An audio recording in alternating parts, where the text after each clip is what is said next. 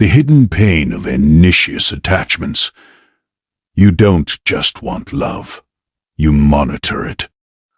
A delayed reply makes your chest feel tight. A slight change in tone sends your mind into overdrive.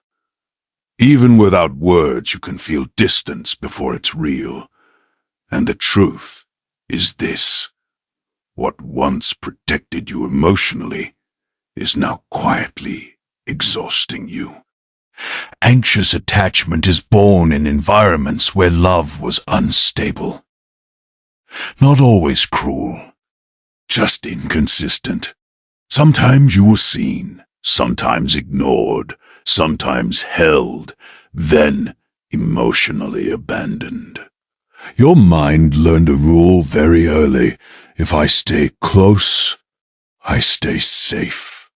So you adapted. You became emotionally alert. You learned to read faces, moods, silences. You learn to cling, not because you're weak, but because your nervous system believes connection equals survival. This is the paradox of anxious attachment. You crave intimacy, yet you live in constant fear of losing it. It's not the fear of being alone. It's the fear of being suddenly left without explanation. Psychologically, this creates hypervigilance. Your amygdala, the brain's danger detector, stays overactive.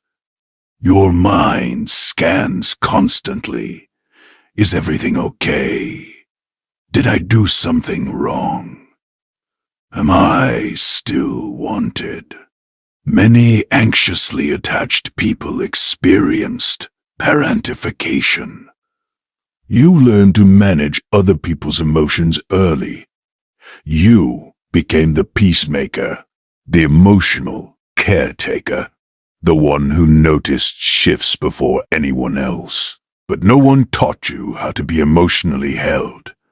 You learn that love comes when you're useful, when you adjust, when you don't ask for too much. The deepest cost of anxious attachment isn't anxiety, it's self-abandonment. You minimize your needs to keep people close. You overgive to prevent distance. You tolerate discomfort so connection doesn't break. Slowly, quietly, you disappear, politely. Carl Jung once said, "What we do not make conscious appears in our lives as fate." And this is the invisible grief. You don't lose people suddenly. You lose yourself gradually. Seneca wrote that anxiety is suffering before it's necessary. You rehearse heartbreak daily. Your mind never rests. Your heart waits for permission to feel safe. As an adult, anxious attachment changes its shape. In relationships, you overthink and overinvest. In your career, you seek validation from authority figures. With boundaries, you say yes while your body says no. Emotionally, you struggle to self-soothe. In identity, you shapeshift to be chosen. In self-worth, you measure value through attention. But here's the truth that changes everything. These are not flaws. They are survival strategies. And anything learned for survival can be unlearned with awareness. Healing anxious attachment doesn't mean becoming cold or detached. It means becoming internally safe. The part of you that panics doesn't need control. It needs consistency. Your nervous system must learn that distance is not danger, that silence is not abandonment, that you can stay grounded even when connection fluctuates.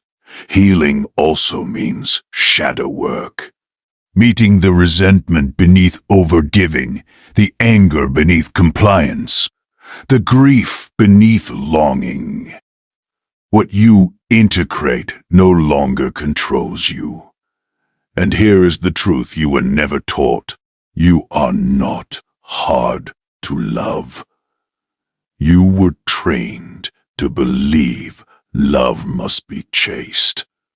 Now is the time to choose a different pattern, a kind of connection that doesn't cost you yourself.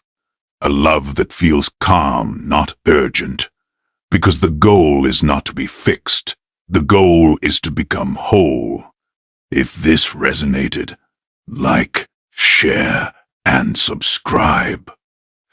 Someone out there is still surviving love, and this might be the moment they finally understand themselves.